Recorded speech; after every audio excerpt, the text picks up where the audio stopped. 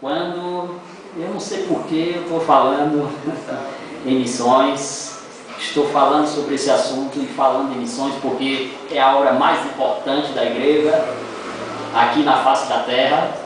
Quando Jesus fala de missão, ele fala também, o melhor apóstolo Paulo, sobre duas coisas que eu acho interessantes. Como ouvirão se não há quem pregue? E como pregarão se não fores enviados? Jesus, através do apóstolo Paulo, por meio da sua palavra, deixa para nós uma, vamos assim dizer,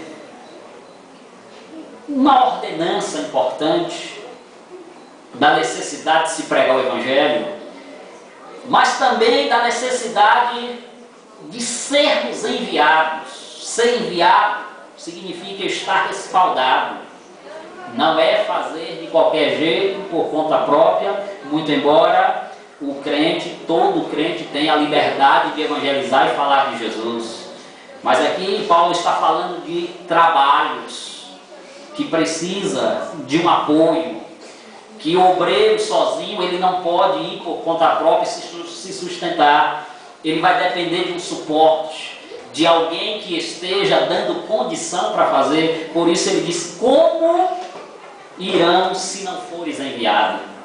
A igreja precisa ter mais disponibilidade para enviar, para apoiar projetos que são necessários e importantes para o bom andamento da obra, para a edificação da igreja, o crescimento da igreja. Precisa, e Deus coloca na igreja pessoas para fazer trabalhos. Não é só sair do seu país para fazer missões, mas dentro do seu bairro, na sua comunidade, existem trabalhos que são importantíssimos, que contribuem muito para o crescimento de uma igreja, mas quem se dispõe a fazer precisa ter apoio. E para ter apoio, é necessário que essa igreja tenha a visão de Deus, esteja respaldado nas doutrinas do Senhor, as doutrinas que não estabelecem barreiras, limites, que não tenha a visão raquítica de um grupo, não tem a visão apenas de, por que não dizer, de uma denominação, e sim do reino de Deus. Aleluia. É preciso, mas é necessário, queridos, termos, em primeiro lugar, sermos guiados pela doutrina do Senhor, que nos possibilita ter esta visão, que nos dá condição de enxergar desta forma, e assim teremos condição de compreender essa chamada, essas portas, essas oportunidades que Deus coloca diante de nós para realizar e dar apoio. Se estivermos pelos preceitos dos homens, veremos totalmente diferente. A nossa visão vai ser totalmente contrária. Quando alguém se dispor a fazer algo que é para Deus, que vai contribuir para o reino de Deus, se estivermos respaldados em preceitos de homem, aí vamos dizer: está querendo aparecer, está querendo dividir, está querendo fazer isso, está querendo fazer aquilo outro. Com a visão do Senhor é mais fácil compreender. Aí a gente diz: está querendo contribuir para o reino de Deus. Aleluia, Jesus. A doutrina do Senhor Jesus. Isso é realidade, queridos. Por isso que é um assunto polêmico. Mas a verdade bíblica tem que ser dita. Amém. Nós precisamos confrontar, sim, a nossa realidade hoje. Que cristianismo estamos vivendo? Que fé é a nossa? Pena que uma semana é pouco, porque tem muito a se falar sobre essa questão.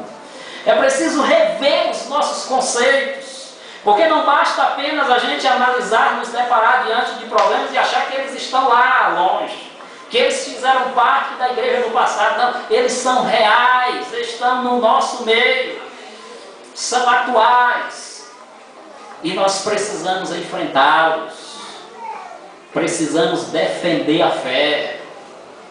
a defesa da fé e os preceitos de homens. É muito importante isso.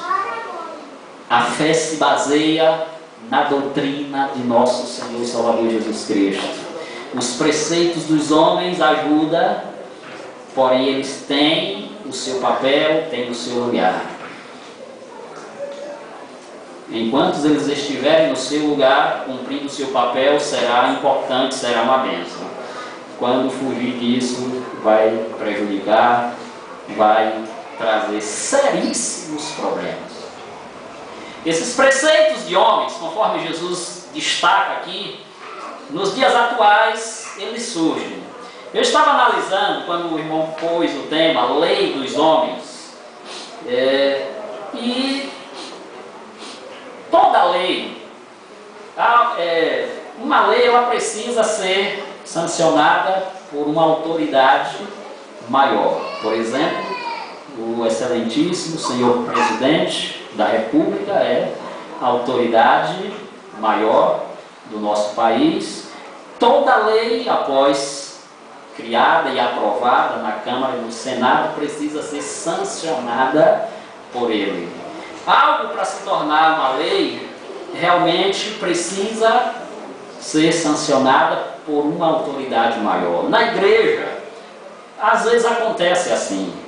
Existem preceitos que se tornam leis através do líder daquela comunidade, daquele órgão, ao comunicar, publicar, aquilo se torna uma lei a ser obedecida, a ser seguida. Eu vou citar, por exemplo, aqui na congregação, se o irmão Luiz, ele começa a dizer algo por aí com os irmãos vão fazer isso, fazer aquilo outro, as pessoas ficam meio assim, mas é irmão Luiz que está criando isso aí.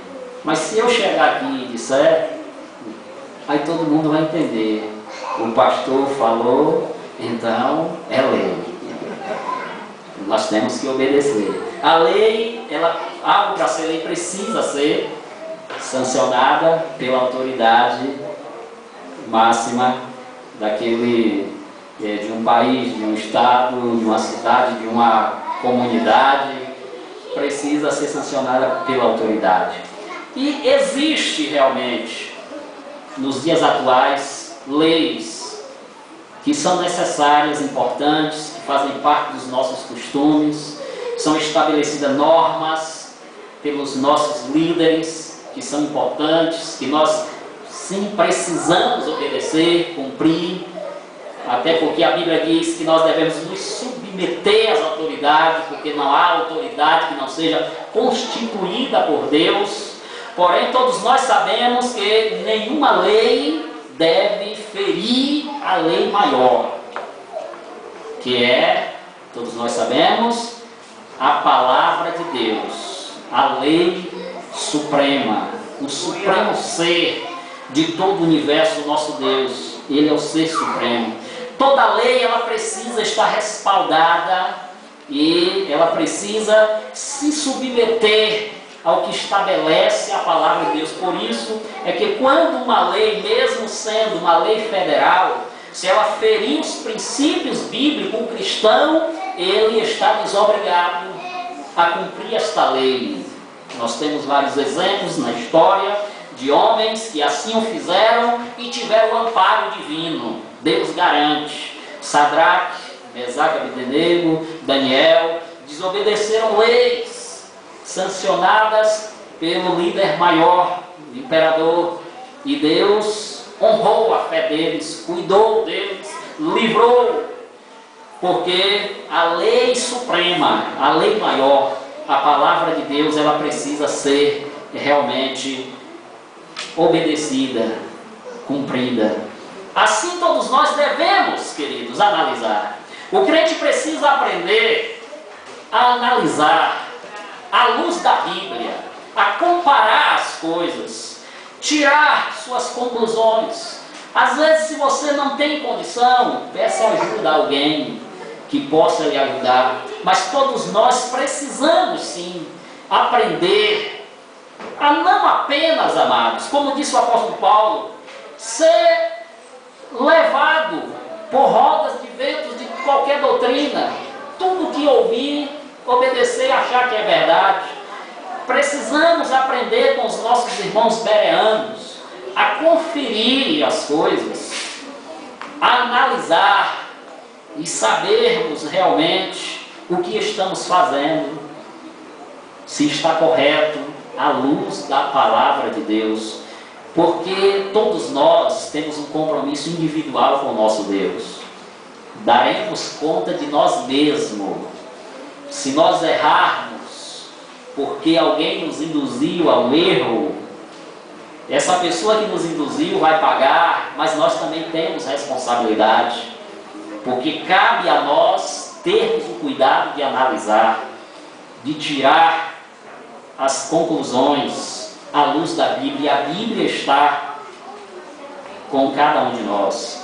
Portanto, nós precisamos sim ter esse discernimento de analisar à luz da Bíblia e saber distinguir a doutrina do Senhor dos preceitos dos homens, que são às vezes necessário, importante, mas precisa cumprir o seu papel e ficar no seu devido lugar.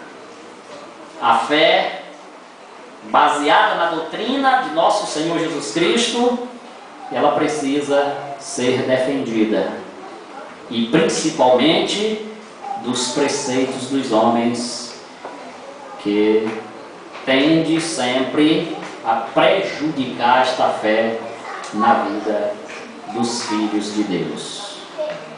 Eu não sei se fui claro, se deu para os irmãos entenderem o que eu quis expor, mas eu gostaria de... O relógio corre que não é brincadeira. Ceder a oportunidade, se trata de um debate, de uma palestra, e os irmãos têm a oportunidade de perguntar, de questionar. Nós, na medida do possível, estaremos tentando assim responder, em nome do Senhor Jesus.